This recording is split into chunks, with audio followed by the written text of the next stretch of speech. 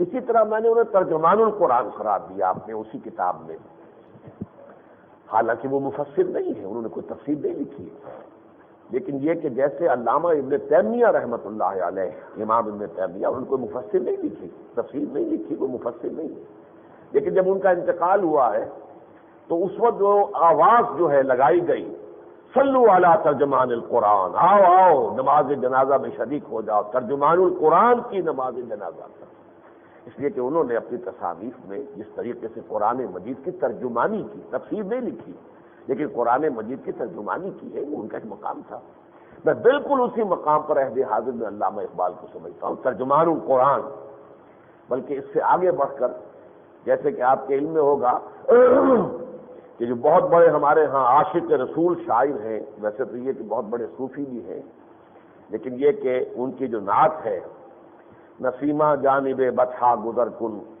تو یہ حضرت جامی کی، تو انہوں نے جیسے کہا تھا مولانا روم کی مثنوی کے لیے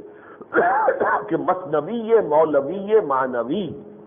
ہست قرآن در زبان پہلوی، کہ مولوی معنوی مولانا جلال الدین رومی جو ہے ان کی جو مثنوی ہے در حقیقت وہ فارسی زبان میں قرآن ہے، یعنی قرآن حکیم کے مطالب، مقاصد، معانی، مفاہیم، معارف، علوم اور حکمتیں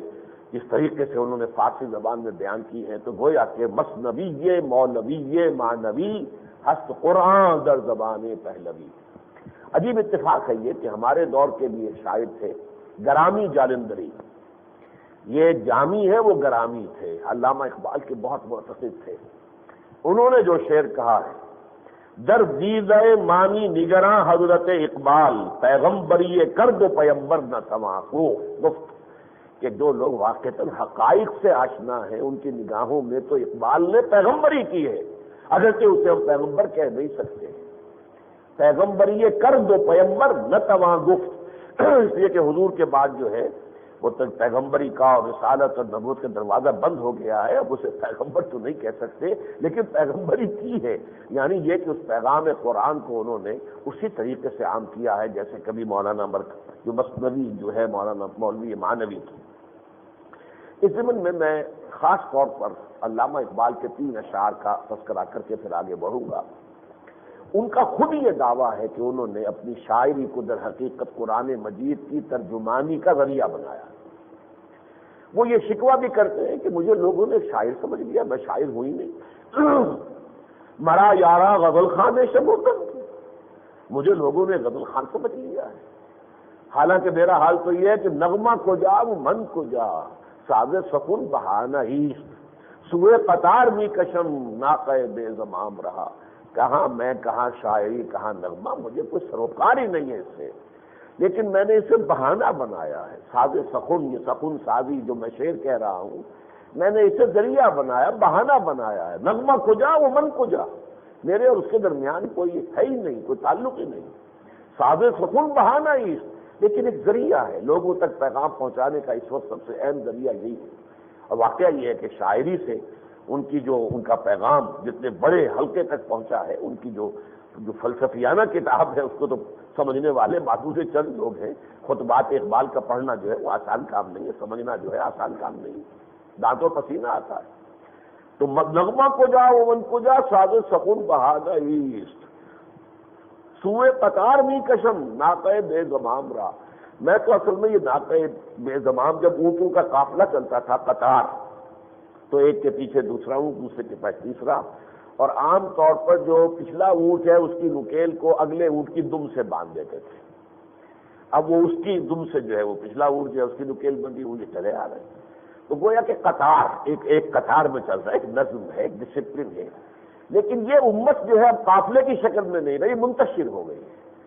ہر اونٹنی جو ہے اس نے اپنی مہار توڑ لی اور ادھر چلی گئی، کوئی ادھر چلی گئی، کوئی ادھر چلی گئی، یہ قافلہ منتشر ہو گیا ہے۔ سوئے قطار می کشم، میں دوبارہ اس قطار کی طرف کھینچ رہا ہوں اس ناقہ بے زمام، جس کی کہ زمام ٹوٹ چکی ہے، اس کو میں اپنی شاعری کے ذریعے سے اس مقصد کے لیے دوبارہ ایک قافلے کی شکل، ایک کارواں کی شکل، ایک قطار کی شکل دینا چاہتا ہوں۔ تو گویا کہ میرا تو یہ پیغام، میرا مقصد تو یہ ہے۔ جیسا کہ میں نے آج آیتیں بھی پڑھی ہیں سورہ شورا کی، اور سورہ یاسین میں بھی اللہ تعالیٰ نے فرمایا حضور کے بارے میں ما علمناہ الشعر وما ينبغی لہ، ہم نے اپنے رسول محمد کو صلی اللہ علیہ وسلم شعر نہیں سکھایا، اور شعر ان کے شایان شان بھی نہیں ہے۔ یعنی شعر بعض اعتبارات سے شعر گوئی جو ہے وہ کوئی بہت اچھا کام نہیں ہے۔ قرآن مجید نے سورہ شعراء میں تو اس کی جو ہے بہت ہی مذمت کر دی ہے، وَالشُّعَرَاءُ يَتَّبِعُهُمُ الْغَاوُونَ، شاعر لوگ جو ہے تم نے دیکھا ہوگا، اور تم دیکھ لو، مشاہدہ بھی کر لو کہ ان کی پیروی کرنے والے وہی لوگ ہیں جو حد سے گزرنے والے ہوتے ہیں۔ شاعروں کے پیروی کرنے والے لوگ جو ہیں وہ بس صرف زبانی کلامی باتیں بنانے والے لوگ ہوتے ہیں، ان کے اندر عمل کا فقدان ہوتا ہے۔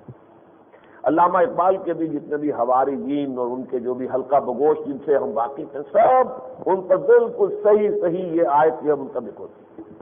وَالشُّعَرَاءُ يَتَّبِعُهُمُ الْغَاوُونَ أَلَمْ تَرَ أَنَّهُمْ فِي كُلِّ وَادٍ يَهِيمُونَ، کیا تم دیکھتے نہیں کہ وہ ہر وادی کے اندر سرگرداں ہوتے ہیں، کبھی ادھر کی بات کر رہے ہیں، کبھی ادھر کی بات کر رہے ہیں، کبھی ادھر کی، کبھی ادھر کی، آسمان کی، زمین کی۔ علامہ اقبال کی بھی ابتدائی شاعری پر جو ہے وہ یہ آیت بھی چسپاں ہوتی ہے۔ ان کا جو آپ یوں سمجھیے کہ تقریباً 1895 کے آس پاس سے شاعری کا دور شروع ہوا ہے، اور 1908 یا 10 تک یہ جو شاعری کا ان کا دور رہا ہے، اس میں وہی جو شاعری کے پامال مضامین ہیں، ہجر و وصل ہے، عشق ہے، اور گل و بلبل ہے، یہ سارا معاملہ جو ہے اسی کے اوپر شاعری ہوتی رہی ہے کہ یہ جو آیت ہے اس پر چسپاں ہے۔ لیکن بعد کی ان کی شاعری بہت مختلف ہے، ایک در حقیقت ایک مقصدی شاعری بن گئی ہے، ایک ملی شاعری بن گئی ہے، قومی شاعری بن گئی ہے، دینی شاعری بن گئی ہے۔ تیسری بات فرمائی وَأَنَّهُمْ يَقُولُونَ مَا لَا يَفْعَلُونَ، یہ بات بھی اپنی جگہ صحیح ہے کہ یہ شاعر لوگ جو ہے وہ کچھ کہتے ہیں جو کرتے نہیں ہیں۔ یہ وہ تلخ حقیقت ہے جو خود علامہ اقبال پر بھی راست آتی ہے، وہ عملی انسان نہیں تھے، انہوں نے خود تسلیم کیا ہے کہ میں تو در حقیقت جو ہے باتیں بنانے والا جو ہے، کردار کا یہ غازی تو بنا، گفتار کا یہ غازی تو بنا، کردار کا غازی بن نہ سکا۔ اقبال بڑا اپدیشک ہے، من باتوں میں موہ لیتا ہے، گفتار کا یہ غازی تو بنا، کردار کا غازی بن نہ سکا۔ بلکہ ایک واقعہ مجھے مولانا امین حسن اصلاحی صاحب نے سنایا تھا کہ جب مولانا محمد علی لاہور تشریف لائے تھے، محمد علی جو خلافت والے، محمد علی شوکت علی، مولانا محمد علی علامہ اقبال سے ملاقات کے لیے گئے، کچھ بے تکلفی ہو گئی تو کہا اقبال ذرا تم اپنا منہ میری طرف کرو، میں تمہارے منہ پر تھوک دوں، تمہارے ایک شعر نے مجھے مسلمان بنا دیا اور تم اب تک کافر کے کافر ہو۔ یعنی یہ کہ داڑھی شیو کرتے تھے، اور وہ جو بھی ظاہر بات ہے کہ اسلام کے شاعر ہیں، ان کے ساتھ تو پابندی کا معاملہ ان کا نہیں تھا علامہ اقبال کا۔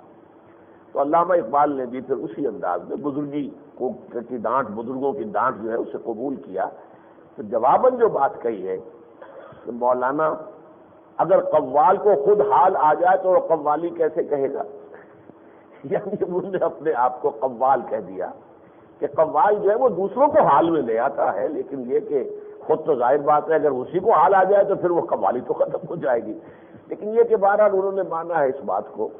بلکہ ان کا جو ہم نے ایک چھوٹا سا کتاب کا شائع کیا ہے علامہ اقبال کی آخری خواہش، اس میں 2 مواقع پر وہ یہ کہتے ہیں کہ کچھ روحانی اعتبار سے انہیں خاص قسم کا ادراک اور احساس ہوا۔ ایک مرتبہ اس زمانے میں جبکہ ابھی انگلستان میں تھے،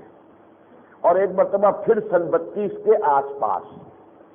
اور وہ یہ تھا کہ بڑا کام کرنے کے لیے کمر کسیں اور احیاء دین کی عملی جد و جہد کے لیے میدان میں آئیں۔ لیکن ان کا اپنا کہنا یہ ہے کہ میں نے اپنے آپ کو اس کے قابل نہیں پایا۔ یہ خط ان کا اپنا ہے، 1932 کا لکھا ہوا، جو اس کتاب سے میں ہم نے شائع کر دیا ہے۔ مجھے وہ خط اس لیے بہت پسند ہے کہ 1932 میرا سن پیدائش ہے۔ اسی سال میں علامہ اقبال نے وہ خط لکھا ہے، ڈاکٹر ظفر الحسن جو صدر شعبہ فلسفہ تھے علی گڑھ یونیورسٹی کے، ان کے نام وہ خط ہے۔ تو وہ ایک سلسلہ جنبانی چل رہا تھا کہ ایک جماعت بنانی چاہیے کہ جو دین کے لیے کام کرے، اور وہ ان لوگوں پر مشتمل ہو جو دین پر خود عمل پیرا ہو،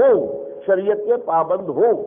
ظاہر بات ہے کہ مسلم لیگ ایک بڑی جماعت تھی، لیکن وہ قومی جماعت تھی، اس میں تو جو شخص بھی مسلمان کا نام رکھتا ہے وہ شامل ہو سکتا تھا۔ یہی وجہ ہے کہ قادیانی بھی شامل تھے، ان میں کمیونسٹ بھی شامل تھے، جو بھی مسلمان ہے، مسلم ہے تو مسلم لیگ میں آپ۔ کردار کے اعتبار سے زانی شرابی بھی مسلم لیگ میں شامل تھے، شراب کا ٹھیکہ رکھنے والے جو ہیں وہ بھی مسلم لیگ